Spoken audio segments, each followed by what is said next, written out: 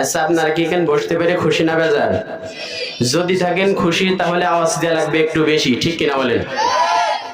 আচ্ছা, আমি শুরুতেই আন্তরিকভাবে আহ্বান করব আমার কলিজার টুকরা যে ছোট ভাইরা আছে, শ্রদ্ধাভাজন বড় ভাইরা আছে, বাপসাসারা যারা আছে, আন্তরিকভাবে আমি আহ্বান করব এদিক ওদিক চায়ের দোকানে, চটপটির দোকানে, বুট ভাজার দোকানে যারা আটকে গেলেন, তাফসিরুল কোরআন মাহফিলের যারা আসতে পারলেন না, আপনাদেরকে ইমানের ঘাটতি, ঠিক কিনা বলেন?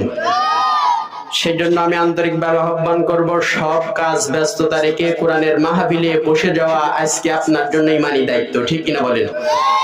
সেজন্য আমরা যেন এদিক ওদিক যারা ঘোরাফেরা করছি আমরা সকলেই এসে যেন বসে যেতে পারি। এটা কোরআনের মাহফিল, এটা কোনো রাজনীতি মঞ্চ নয়, ঠিক কিনা বলেন?